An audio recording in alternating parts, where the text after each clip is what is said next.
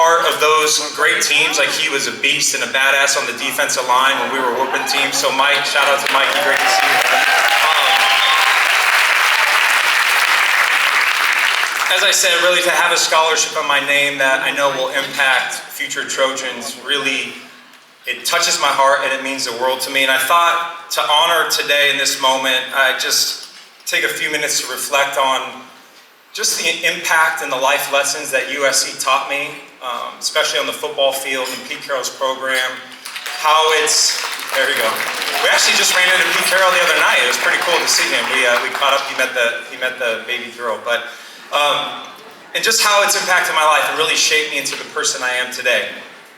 And the three core lessons, and there's many more, but three that I really thought of were competition, really to compete in everything you do in life at the highest level, whether it was on the field or off the field. Adversity, that's a term that we all deal with. Then, now, we'll deal with it in the future, but just really how to embrace it, how to use it as motivation, how to deal with it. And then the last is teamwork, and that is something that I'm going to end with because I just love team. Football is the greatest team sport there is on our planet, and I wouldn't have been able to have all those great accomplishments without the guys that I went to battle with every single week.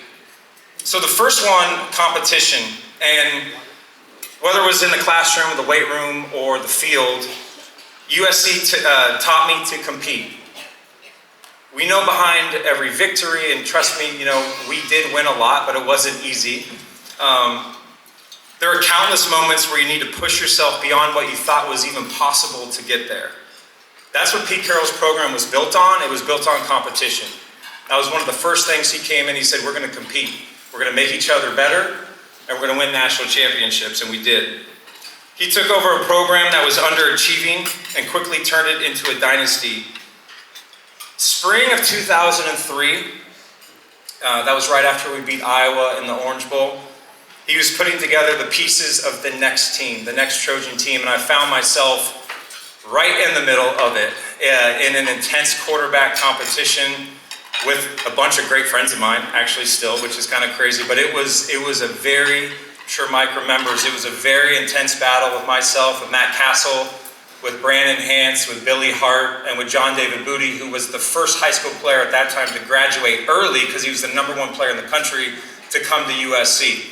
And really the job was any of ours. I ended up winning, barely, very narrow margin.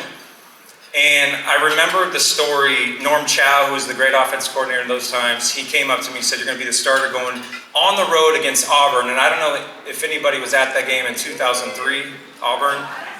I'll tell you what, the month before that game, their two linebackers were on the cover of ESPN magazine. They were the #1 team in the country. And excuse my language, I was like about to shit my pants. I was like, holy crap, I have to go against these guys.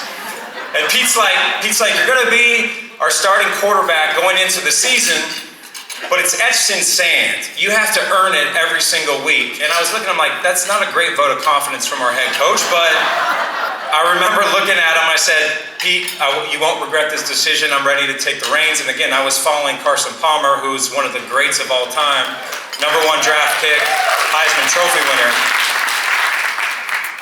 After that conversation, I made a commitment to myself and to my team to compete at the highest level, to be the best player that I could possibly be. The competitive drive led to that 37-2 record that Colleen said, a couple national championships, and the 2004 Heisman Trophy.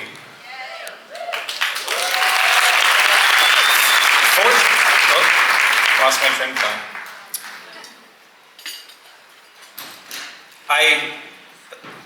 Competition is so important to me, and it's not because of, everything in life is a competition, but I think now, and the impact that USC had, the show that I'm on Fox, and I get to cover college football, we compete every day to be the best, right? We compete with each other, we pick each other up, and we want to produce the best show on television for all of the fans in our audience.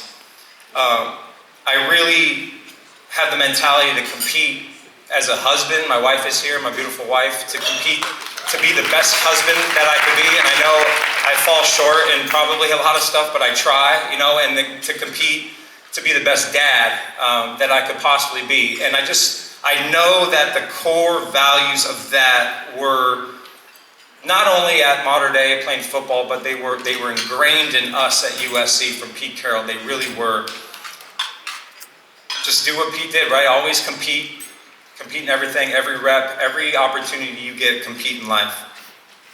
The second really core lesson is just adversity in general. And, this one is, gosh, I've dealt with a lot. Maybe some of you think like, oh, he did this and he got to do that. And I'm very grateful. I'm so grateful for the life that I have and the people and the family around me, but there have been tons of challenges along the way. And obviously adversity comes at you in different ways, whether it's USC in school, whether it's dealing with injuries, or dealing with the loss of family members. There's so many different things that can impact you in that way.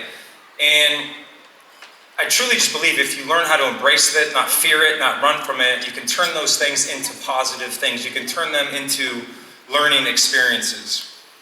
Now, fortunately, we didn't experience a ton of adversity on the football field in that time. We did lose to Cal in triple overtime, and we did lose to Texas in the Rose Bowl, and that's fine. We don't have to talk about that. Today is a day of positivity. I'm not as positive as Jake. Jake is insane. Jake, you were born to be that, by the way. But I did learn the hard way at times of just the expectation, the pressure to be USC's starting quarterback, especially in that era. It was insane. A lot of great, valuable lessons that I learned, but they don't really give you a playbook on how to handle the spotlight. They give us a playbook to run our plays in a game and to practice, but everything else that comes with it can be challenging at times. And I definitely took my lumps for sure. And then if you fast forward to the NFL, again, I'm fortunate to have played in 7 years in the NFL, but that didn't come without a lot of challenges, right? Narratives, perceptions, a couple injuries that just derailed my career. But all that being said, I really did. I learned how to use those challenges and those instances as a lesson, not a failure. As I said, life throws you a lot. My wife and I, we've lost multiple loved ones in our family on both sides. We get tested as parents, which I'm sure most of you that are parents in this room have. Our kids test us every day. But that's what life is, and it's chaotic, and it's beautiful, and there's a lot of adversity along the way. But I do believe, again, that USC and the foundation that was laid there has really just helped me to understand how to get through those times.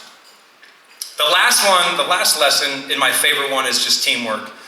And football is the greatest team sport, as I said, on the planet. You can't achieve anything without the guy next to you doing his job. All 11 guys on both sides of the ball executing a perfect play. There's nothing, Mike could attest to this, there's nothing more special than that. And that's the football nerd in me. It is a beautiful thing. I thought now I would take a couple minutes to give you guys a little story time. And there's no greater drive and play, a couple plays that I think embody team. And we saw it up there, and it was the 4th and 9 play to Dwayne Jarrett, and then it was the Bush push at the end of the game to beat Notre Dame. Who was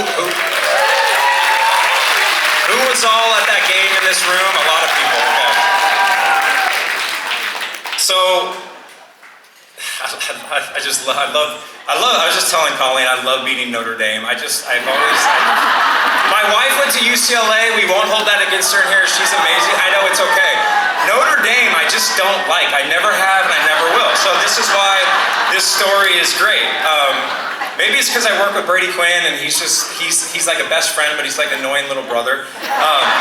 So 4th and 9, and I've told this story in front of groups before, but I think it's just fun to go back, and it was such an incredible play by the team, the offensive team. And so it's 4th down, and for those of you that have been to Notre Dame, and at least in my opinion, and this isn't a disrespect thing, as I respect Notre Dame, not really a notoriously loud stadium. Never really, like, always a great program, but never really went there and thought, oh gosh, this is going to be a challenge to play there as far as the fans. Like Oregon was tough. Some of the places were tough in the Pac-12 or the Pac-10 at the time. Notre Dame never felt that way to me.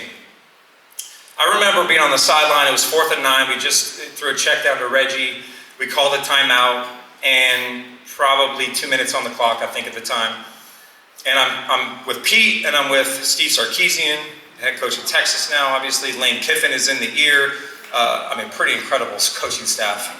Lane Kiffin's in the ear, and we go, all right, we're going to call Trouble Right 61 Sam Y option. And for those of you that probably have no clue what that means, Trouble Right is the formation, 61 Sam is the protection, Y option is the play that eventually kind of tells everybody what they do. And that play was built to get a first down to either Dominic Byrd, who was our great tight end in those years, to get a 9 or 10 yard gain and just to live to fight another down, right? To get a first down, stop the clock, and let's go. If he wasn't there, I'd throw a comeback route to Dwayne Jarrett on the backside. If he wasn't there, I probably would at that point probably lost and got sacked, or thrown to hopefully Reggie in the backfield to go make a play.